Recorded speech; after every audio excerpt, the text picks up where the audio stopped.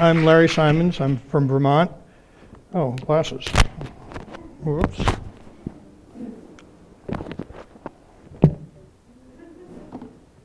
This is confusing.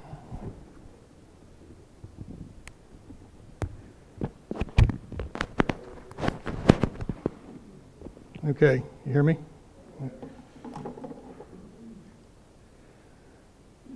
Title of my talk is I say assemblage and you say assemblage. It's I guess the art school term, which I don't use. Anyway, I'm Larry Simons. I'm from Vermont, where I've lived for the last 42 years. According to some of the old timers, I can't call myself a Vermonter because I'm not a native. Well, maybe not, but I cleared 6 acres myself. I designed my house and built parts of it, most of my outbuildings, including stone foundations and stone walls. And I cut 8 to 10 cords of firewood a year, and I raise a variety of poultry and game birds for food. We don't eat those. Those are pets.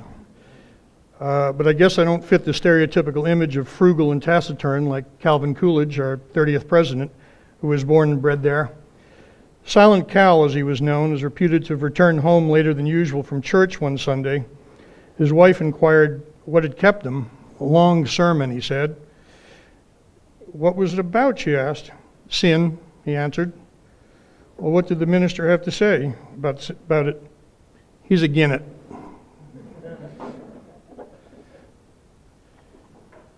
One other little Vermont story. An old farmer died, and the editor of the local newspaper called the widow to ask if she'd like him to print an obituary. Met with silence at the other end of the phone, he assured her that there was no charge, and there is a limit how long it could be, however. How would she like it to read, he asked. Gilmore died, came her answer. Well, that's a bit short, said the editor. Isn't there anything else you'd like to add? Okay, she said. Gilmore died. Pick up for sale. I'm going on 67 years old, and I'm an assemblage artist. This is my 3rd career. But more than an idea I tried to make happen, it's one that I couldn't have avoided. Making assemblages from found materials is not just something I enjoy doing, it's something I have to do. While looking at images of the more than 100 pieces I've completed in recent years fills me with pleasure, it's the process of making them that delivers the deepest satisfaction. Of course, it's gratifying when people compliment my work or when they buy one of my pieces, but that's not what it's about for me. I have a studio in my basement, and it's the first place I go in the morning, and the last place at night. Fortunately, I stumbled on the things that stirred up some passion in me early on in my life and opened my eyes to a lifestyle that didn't conform to the prevailing models of the era in which I grew up. To quote a bumper sticker I saw recently, I started with nothing and I still have most of it left. Let me see what's next here. In junior high, before I knew what I liked, besides girls and sports and cars and rock and roll, that is, I had no idea who I was or where I was going. I wasn't yet conscious of my visual acuity or my habit of concentrating my gaze on things that fascinated me and studying the details that distinguish them from one another. I can still tell a 55 Ford from a 56 Ford despite their subtle differences. However, by the late 60s, I couldn't tell a new Pontiac from a new Chrysler, but I could go into an exhibition of abstract paintings and at a glance identify most of their painters, having spent many joyful hours poring over books of modern art. My field of interest had changed, but the same sensitivity was still at work. Another of my pieces. The first inkling I had of what I might want to do with my life occurred to me in high school when I came across a photo of Frank Lloyd Wright. Oh, I'm a little behind. They're the abstract paintings. I'm out of sync here. When I came across the photo of the Frank Lloyd Wright designed house known as Falling Water, I decided then and there I wanted to be an architect. However, I was an inconsistent student and a classic underachiever, which made it unrealistic for me to pursue a technically oriented field of study. Besides, it was only the sculptural aspect of architecture that really attracted me, not the seemingly tedious hours of drafting that are necessary to flesh out every design. My senior English teacher sent me off in a different direction with the notion that the main purpose of education is to teach you how to think and not necessarily to prepare you for a specific occupation. As a result, I spent my college years reading literature and philosophy. My first real exposure to the art of the ages came in an art appreciation course I took as a college freshman in an auditorium with hundreds of other students, most of whom weren't interested. My favorite discovery in that class was a 20th century painter named Wassily Kandinsky, who is often referred to as the father of abstract painting. This is one of his. I started experimenting with watercolors, acrylics, and oils, but I had no talent as an illustrator, and representational painting didn't really spark the same reaction in me as abstracts, which I began to produce prodigiously, sometimes on a grand scale. I was also fascinated by a popular phenomenon of the time known as happenings, and I staged quite a few of my own. Another unexpected turn in the road came after my freshman year in college. I was on my way to Martha's Vineyard to look for a summer job as a waiter when I wandered into a handmade sandal shop in Hyannis. The smell of the leather and something about the atmosphere in there inspired me to ask if they needed help, and I was hired to make a garden out front. I knew no more about gardening than I did about sandal making, but I jumped at the opportunity to get closer to the world I had just discovered.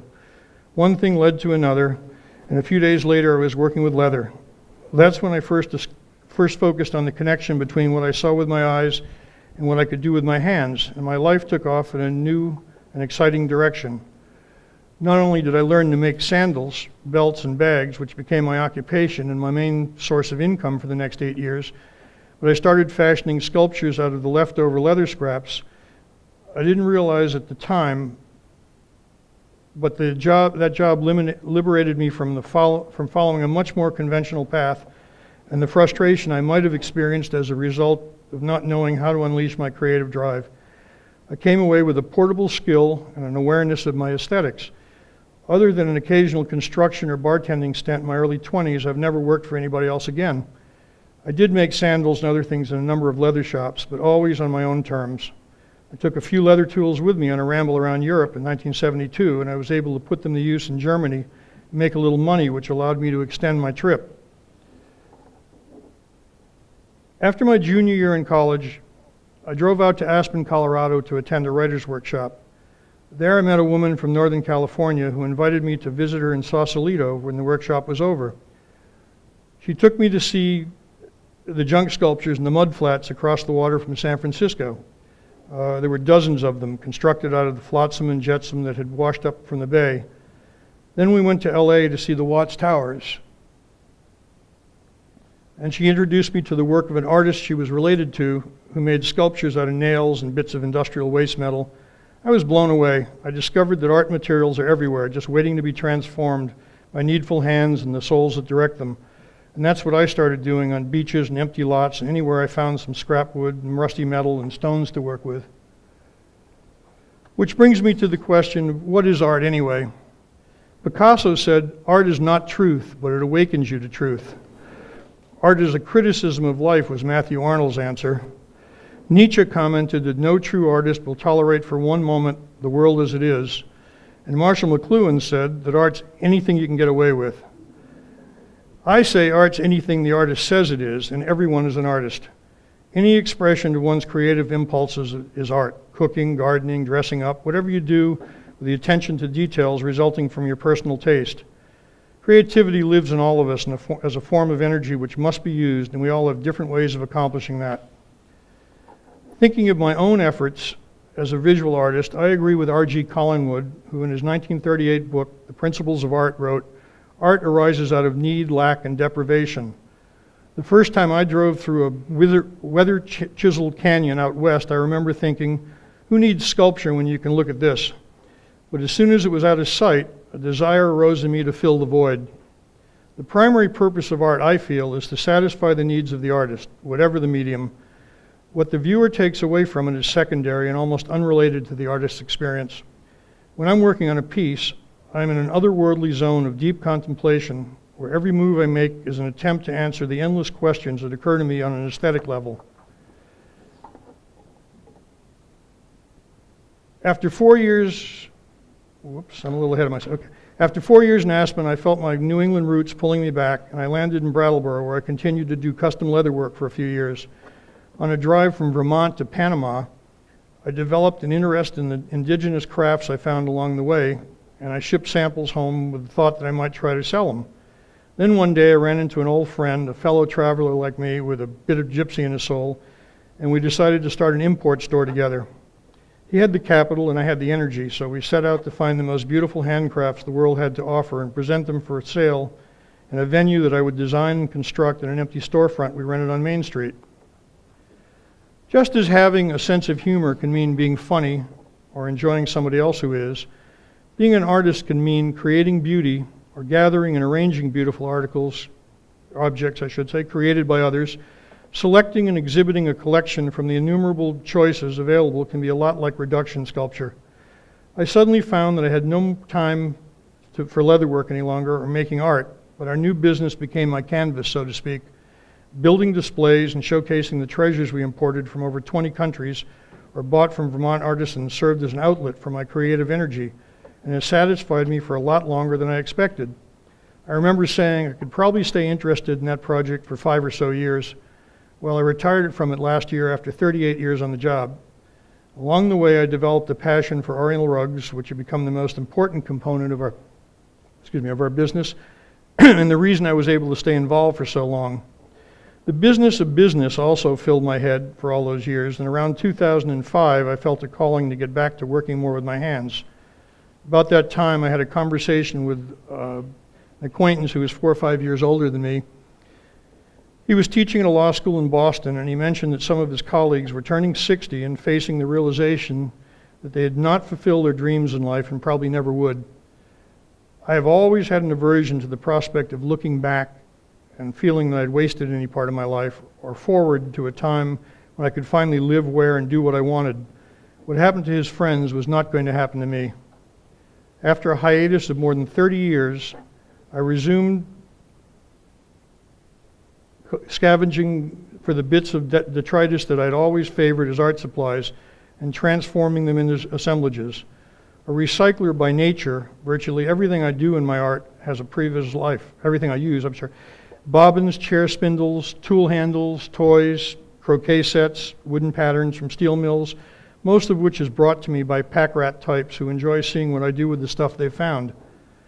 Bits and pieces of things that are fun to look at are spread throughout my studio so I can see as many as possible at a glance. I constantly move them around, making different combinations on my work tables until I'm happy with an assemblage.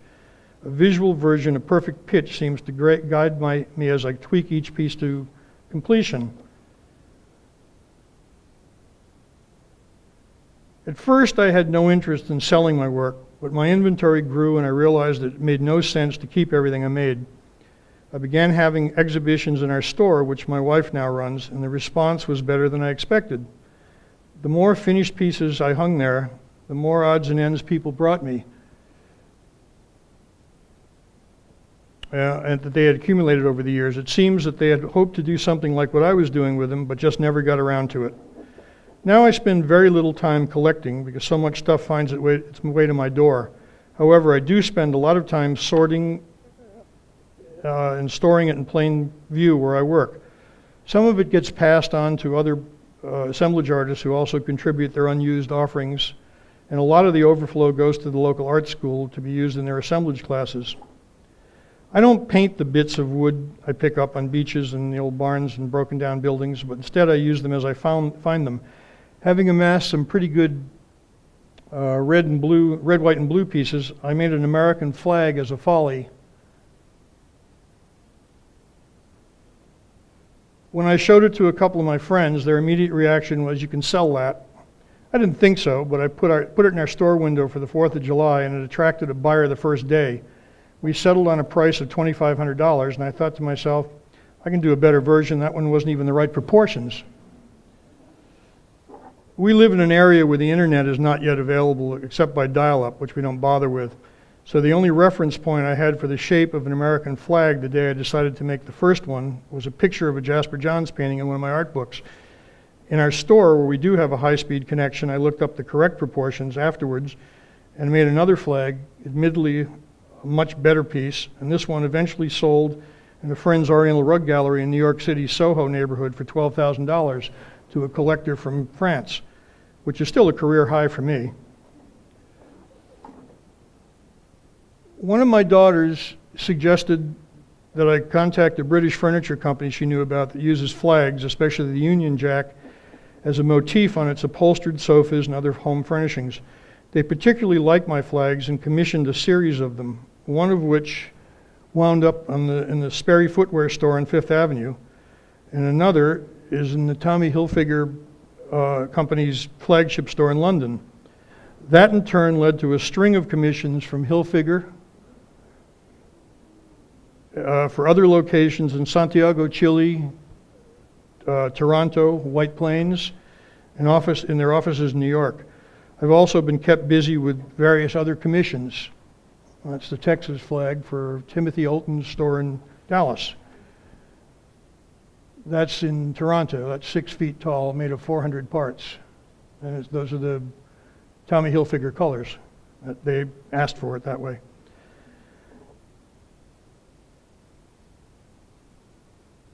That's for Material Culture in Philadelphia. I did 3 for them. Somebody mentioned bottle caps earlier, the Pellegrino caps all around the... And there you have it, my third career, repurposing cast-off into art. An idea I didn't know I had until my late teens, and one that I didn't fully develop until my late 50s.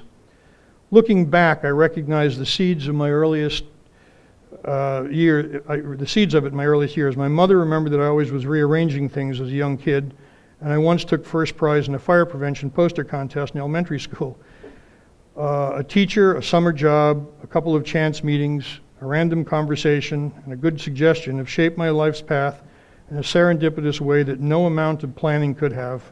If there's anything I hope you'll take away from my remarks, it's this: avoid regimentation and be open to surprises.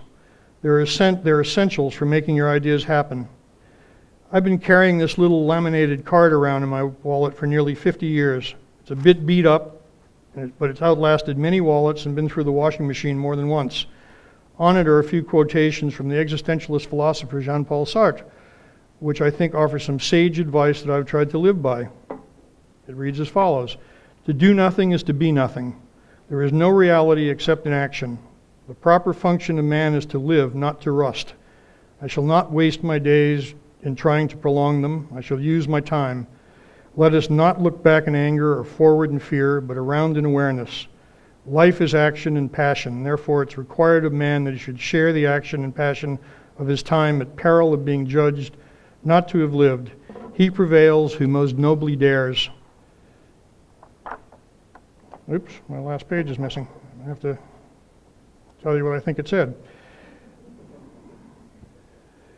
What I would add to that is always look for the humor in everything you do.